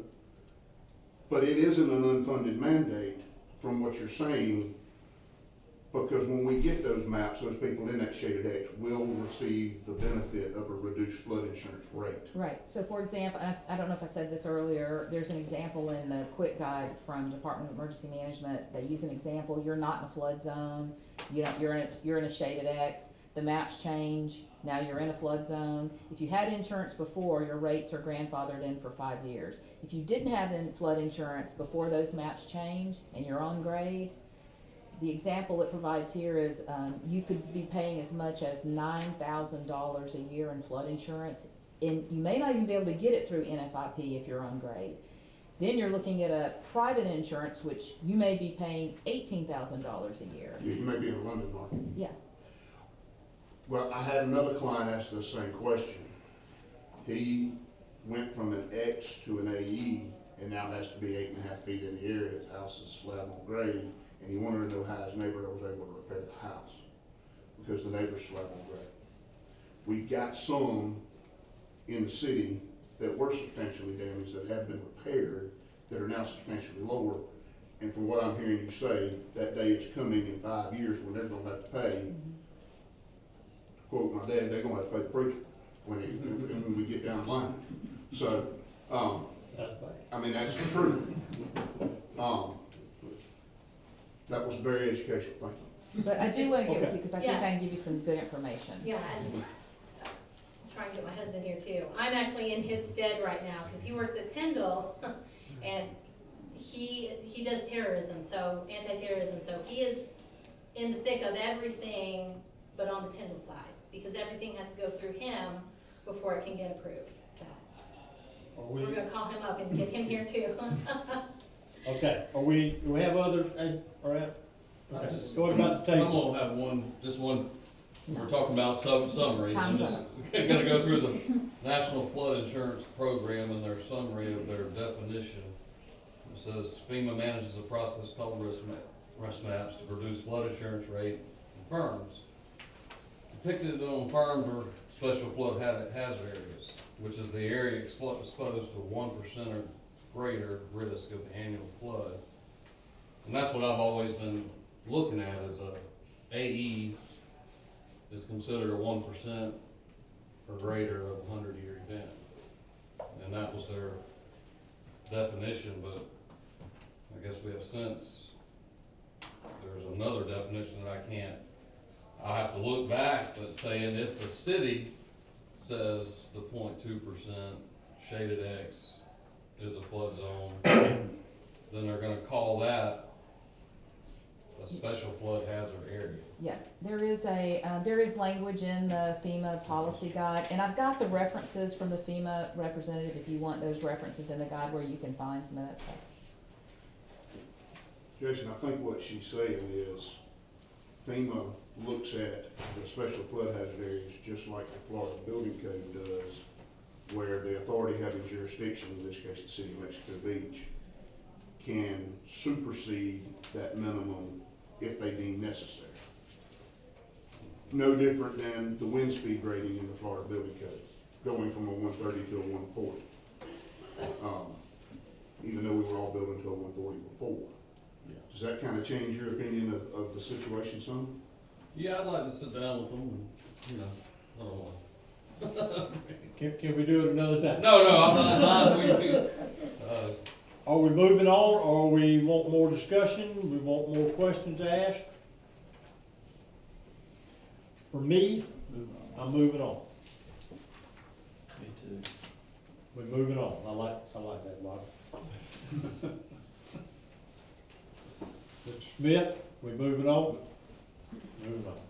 Update number 12, city administrator, right? Citations related to unsafe structures. And Tanya's been working on this, and I'll hand off to her, but it basically comes down to how we start getting compliance, so. So, we have, been issuing code citations for several months now for, unsafe structures that need, demolishing, as well as vacant lots, that have debris still. So, we're at the point now where we're working with folks who are still working with insurance and other things, but then there are folks who are just not cleaning it up. They're just not responding, not interested, and so we need to take some action. So we have two options. We do have the non-ad valorem special assessment ordinance where the city can go on the property. We can demolish the structure, basically abate the nuisance, whatever it is, and then charge the property owner for that work. End result, we could put it on their tax bill if it's not paid, and it becomes a tax lien. When the property is sold, the city, that's a tax lien, it's paid first. That could take a while. That's one option. The second option is we can start fining them. And I would recommend a hefty fine to get folks' attention, maybe as much as $500 a day for up to, I think, 10 days, Nick, we talked about. Checking our code, but it's a limited number of days. We didn't set it up so it's ongoing forever, because at a certain point, you can't justify a fine, it's too long. You have to start a new violation process if you've exceeded it. So we're just looking for, there's cost if we go on the property and we abate that nuisance, looking at our financial situation. Or we start fining and start the process. So you're not just talking about tearing the place down, you're talking about cutting grass or whatever. Whatever that nuisance is. We've been focusing on the lots that still have debris, down trees, fire hazards, trees leaning on other properties, as well as structures that are substantially damaged that are just sitting there not being taken care of. I've noticed several lots that weren't damaged, that were mowed before the storm, and nobody's mowing them now. That's all over. Yeah, it's all over the city, but we, you know, we have to pick and choose our battles right now. We've been focusing on the debris and the lots with, the down trees and the debris still there, as well as the unsafe structures. We don't have, I don't think we have the manpower or equipment to go tear down houses. Right, we would have to contract that out to Kaiser Kane.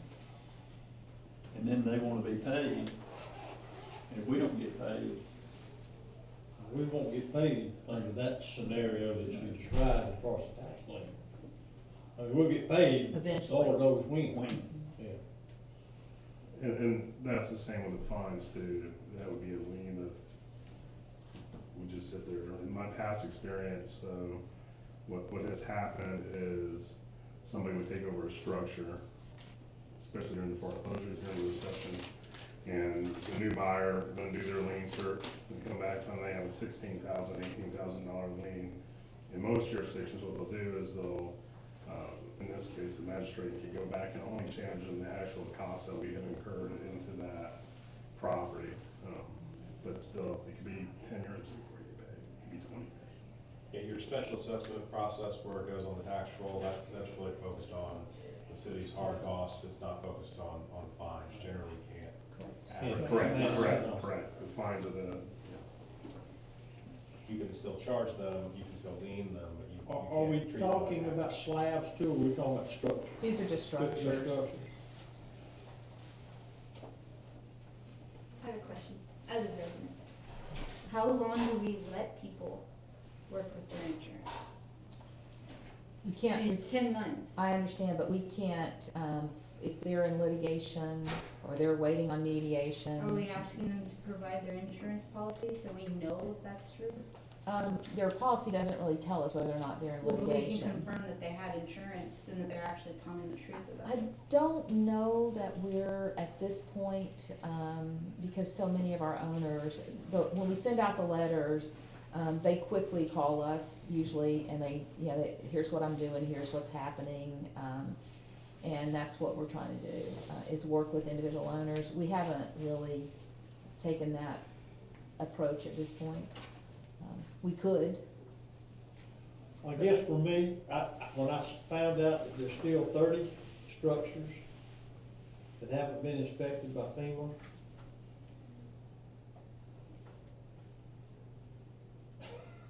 I don't get what's the deal? I mean, and now I understand, we wouldn't need our city cleaned up, but I don't know about a $500 a day fine.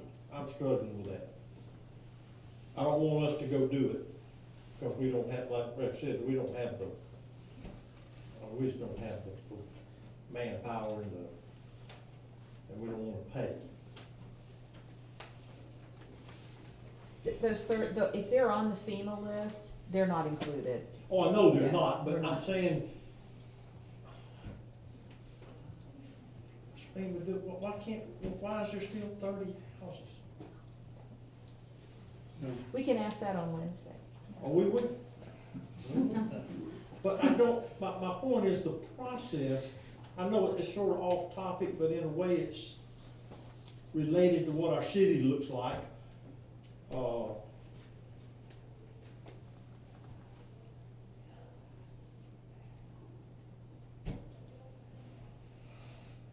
I've never been through a disaster like this. I don't know what to expect from property owners. I don't know, it's obvious that there are some that don't give a hoot about either what they had or who's living next to them. It's obvious that that's I mean, not a problem. in some cases, we still have structures sitting in the street where we haven't heard from the owner. They're not responding to us, and the structure's in the street, blocking the right of way.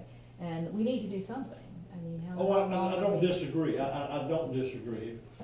I've said for months, in my opinion, I'm no different than the rest of us here, that when we ride around town, it would look nice if we didn't still see so much debris and so much devastation, unkept. how about 250, I mean, I don't know. I don't, if we think that will spur someone to do something, Well, you It's know. better than doing nothing. Yeah. I Well, they think what can't afford to tear it down, they can't afford to pay $250 a day. well, Dave, I think you look at it too, from that point, it cost me $30,000 to take it down, or $1,000 for fine. Heck with it, fine me. I'm just gonna sit here. And you got a percentage on, if you send these people these letters? Not responding. No. Either Yeah, they we pay have, code enforcement tracks the details. We have a lot who aren't responding now, I can tell you that. Enough that it warranted bringing it to the council. Well, let me say, two of those structures that have not been torn down are right next to me on my block. And these are out-of-town property owners.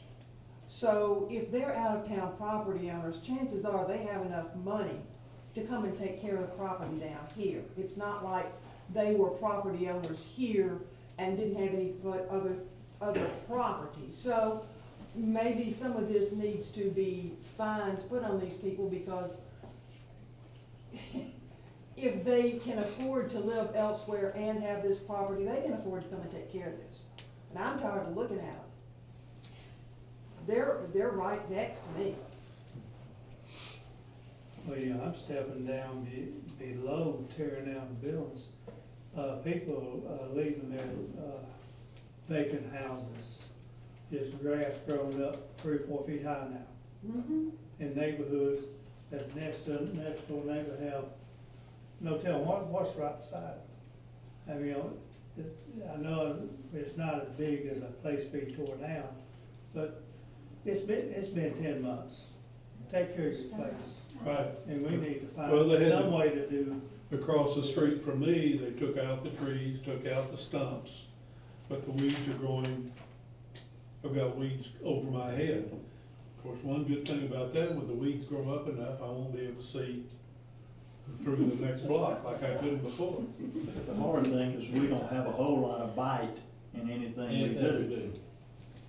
Well, you can only, I'm curious, do we send certified letters? Yes. Okay, they are certified. I'm looking at our, Just one?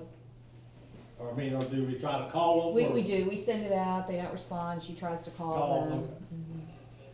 it's actually 30 days until, so the original fine can be multiplied by 30 days, that's what we have in our code. And then after that, that's the maximum it could be unless you start a new case. So it's more than 10 times the original amount, which that might affect your calculation of what you want that fine amount to be. I think part of what staff probably is looking for, though, we don't have a schedule of fines adopted. It's been kind of done impromptu with the special, with the magistrate in the past and staff. We're reaching a situation where there's going to be a lot more of these cases, and adopting some standard fines for different types of violations would probably be helpful for everyone involved, and it would prevent you from being surprised later to hear that a fine is either really high or really low.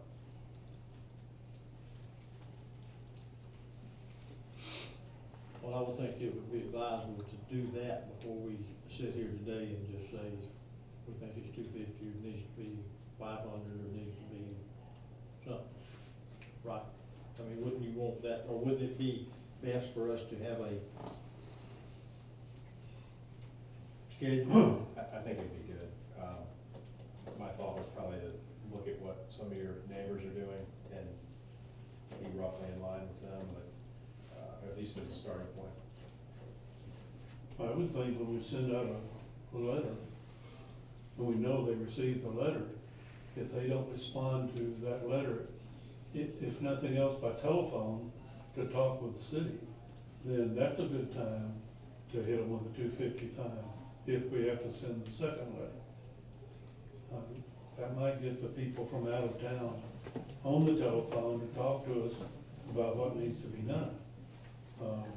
As far as people getting their certified letters and not paying any attention to them, if we're not threatening them with something, they're not gonna pay any attention to the second letter. Well, the notice of violation they receive, it should have the amount of the civil penalty that they'd be liable for. Yeah. I have no reason to think it isn't. So have we been doing, we probably haven't been doing. Yeah, and I'm trying to think what number she put on there. We don't have a standard number. Well, maybe we need a standard. We do, and that's what Nick is saying. Yeah, We that's need to what he's come up saying, with- and Jerry's right, what, don't you send them two, Right. When you get a certified letter and they ignore that, I Right. wouldn't waste the $6 or whatever it is Yeah, now, so- depending on what it is now, I don't know.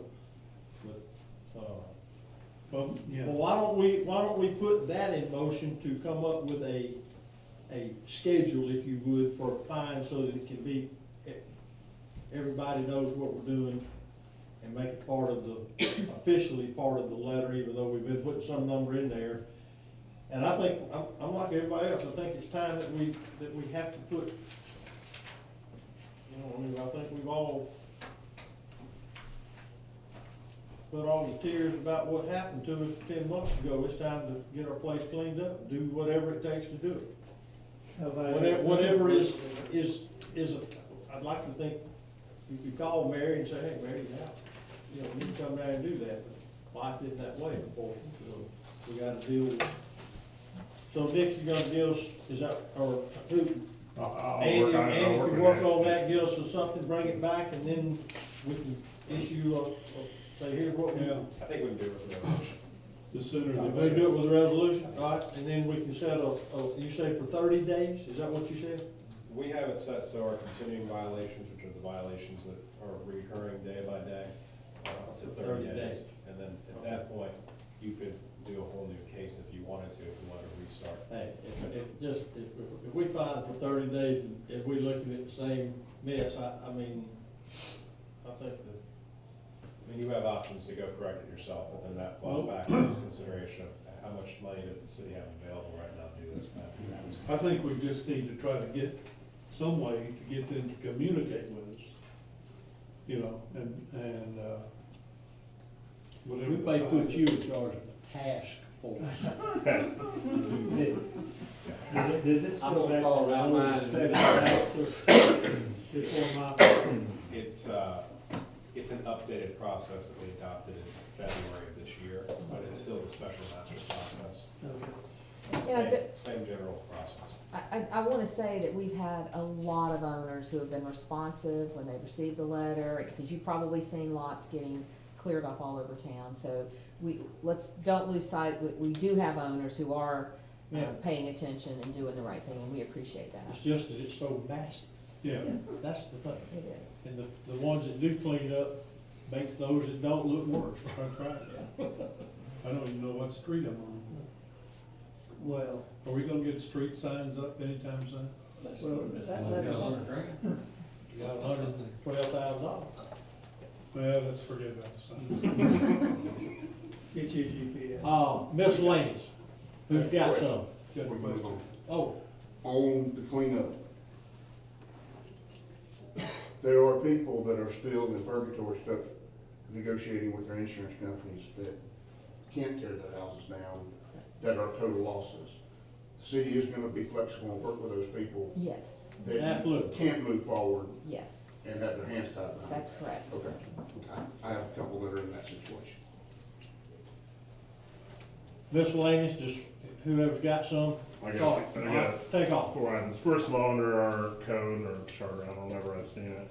I'm gonna need, the council to give, I need written permission to live outside the city. I live 100 feet outside the city. So if the council can give the mayor permission to sign a letter, say it's okay for me to be out, so we're legal. That's not a charter. It's a code, it's an ordinance. There is, it's in the Yeah. personnel policy. Yeah, I'm just a foot over, not even 100 foot, maybe 50 foot over. I can see you. Well, that makes me feel good. All right, the other thing is, the fire chief, did a good job in finding us some money, so, but most everything I have here doesn't cost money, everything I have doesn't cost money, so, it's good. So, Chief, you wanna explain the grant that you got? Yeah, back in July, we were granted $18,900 for new firefighting equipment by the volunteer, the Wyland Fire Department. It is normally a 50% grant, but they've given it to us 100% grant. We have used it to buy new PPE, which we have had our guys fitted for, and it now needs to be ordered. But we have to pay for it once we get it, before we can then give all that paperwork to the Wyland Fire people to get our money back. That process takes about a month between the time we pay for it and we get our money back. So we need to spend that $19,000 so that they understand that we've spent it in the right place. So we have to, and everything is in there in regards to the fact it's 100%. The fact that we have to, what we have to show them with certified copies of our invoices and so on and so forth, that we did spend the money in the right place and we haven't misappropriated the funds. So it's purely just a case of we need to prove to them that we spent it in the right place. But I need to get your permission, obviously, before I can place the order to be allowed to spend that money. It's not going to come due until October. And then we get it straight back again once it's been paid, once it's been verified by them, we get a check back from them.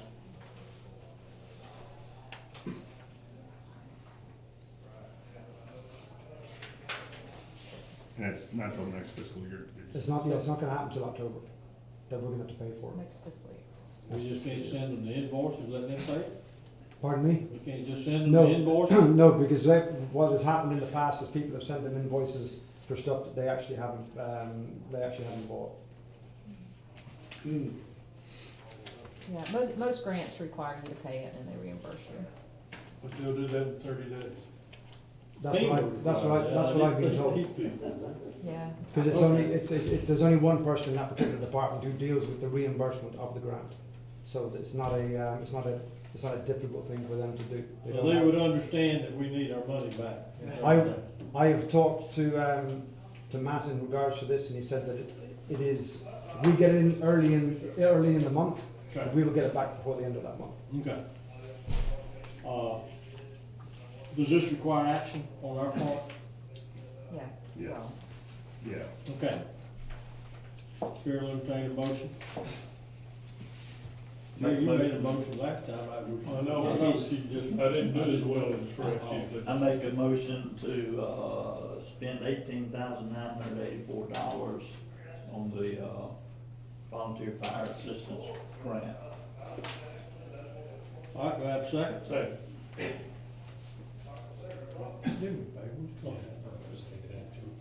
Okay. And it's 8 full sets of gear, which would replace basically everything. We now would have replaced all the gear that we've lost through grants and or donations raised since the storm. So to the tune of Thank you for finding it. no problem. So that's what I'm here to do. All right, All right, so we have a motion and a second, correct? second. Is there, is there any opposition to the grant? Let the record show it passed 5-0. Second thing is, Jenny, I put in your mailboxes the two, canal applications for docks, one for 109 38th Street and one for West End Harbor Homeowners Association. We need to have approval on those. And this is because they're docks. Yes, sir. This is that thing that we were, right, and Nick, we still need an ordinance to remove that from the LDR, the canal. Okay. Canal development. Make kind of a development order, just go through staff. Yes. Okay. these have all, these are ready to go except for our approval. Well, no, the one on the West End Homeowners Association, they still need Army Corps and FDEP. The other one has everything. So we don't do anything on this one yet, do we? We don't, but the state statute says we can't hold up their development order waiting on DEP, and so we approve them, but we don't Okay. issue the permits Let's until do they them bring them. separately. Chair will entertain a motion on, somebody pick one. We got West End Harbor and we also have Cooper. Is that right? Cooper Loop, Cooper Lake. Can't read that. What is that, Andy? Cooper, is that Lake or Loop or? Cooper Lake LLC. Okay, Cooper Lake. I make a motion to approve the dock repair at Cooper Lake LLC at 109 North 38th Street. Have a second, any discussion, any opposition? All right, passes 5-0. And the last thing I have. Wait a minute, Wait a minute, we we gotta gotta do do the it. other, let's do the other. Make a motion to approve the dock repair at West End Harbor HOA at 4,000 Highway 98 West. Second. Have a motion second. Again, any questions? Any opposition? Okay, what else, Andy? Last thing is, remember Aaron was in here last meeting, talking about a grant from Florida Department of Environmental Protection for vulnerability assessment and resiliency plan. This is the resolution and the grant document she has prepared. There's no matching on it, and it's for $75,000. So we just need to get approval to go after that. It's just a resolution. Yeah, I think the last meeting you guys approved acceptance of the grant, but I guess this is just a resolution. Resolution to back that up. Why is there so many pages? Now, is this an SRF? No, this is the DEP, the Florida Department of Environmental Protection. Refresh my memory. I'm sorry. Aaron with. Aaron was Atkins, yes. Last week she Remember last explained the meeting, grant. she was explaining it. She was explaining that, and it's a no, it's a No match. no match grant. 100%.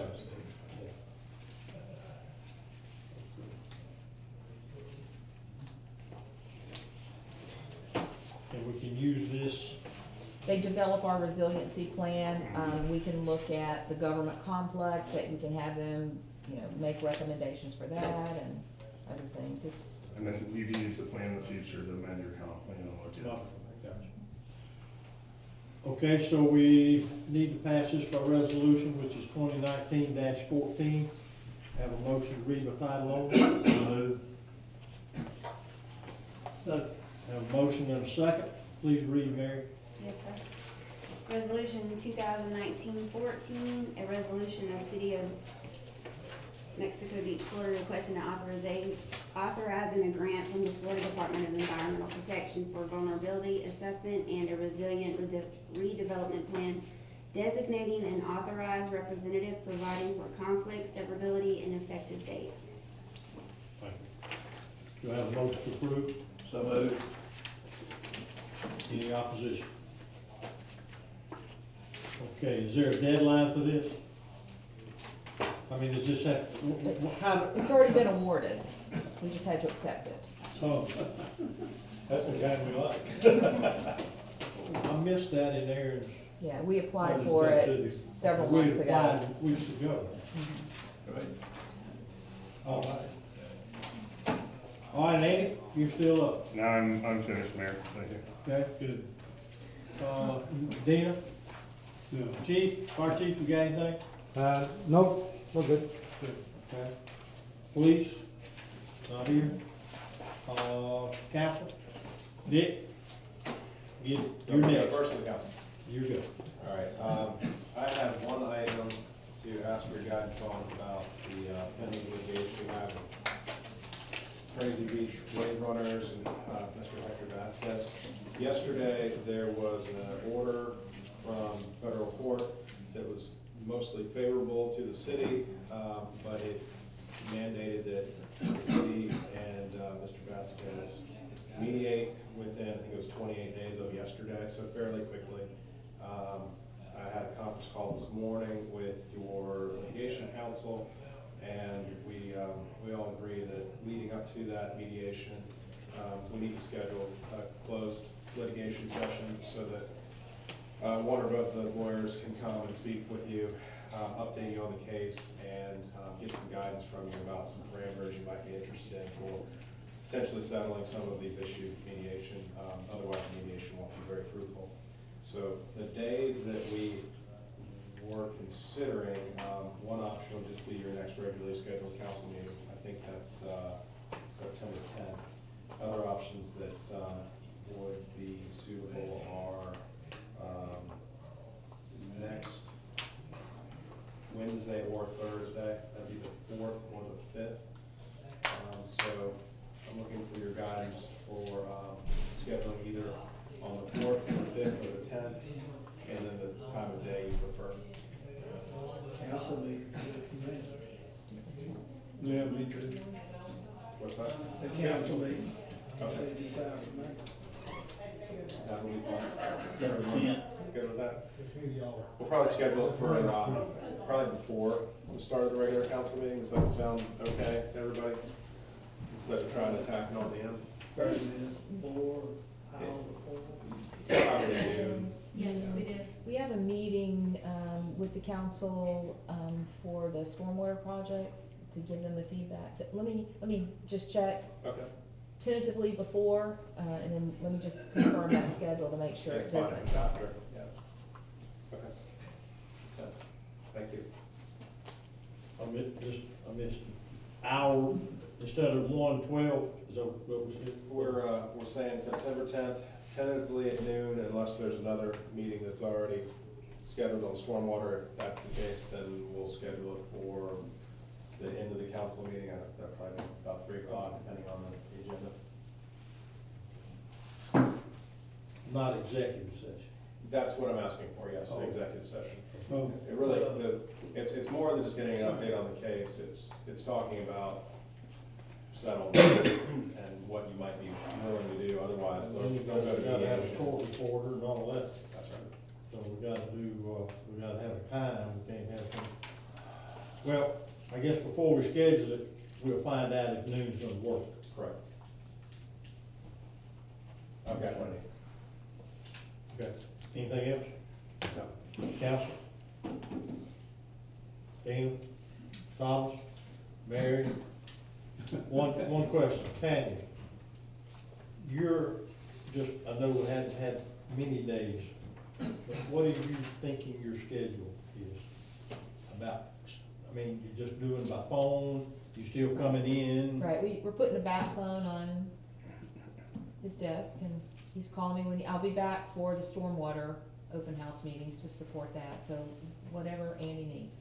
Okay, so you just, so you aren't I'm aren't not- scheduled here Correct. except for the meetings that Correct. are already in the Correct. hopper? Correct. Okay. so Andy has no excuse then? No, Yeah. He's got a long ways to travel. Oh, Andy does, yeah, sure. I mean, it's a rough one. Anyone else? Okay, motion for adjournment, thank you. So moved.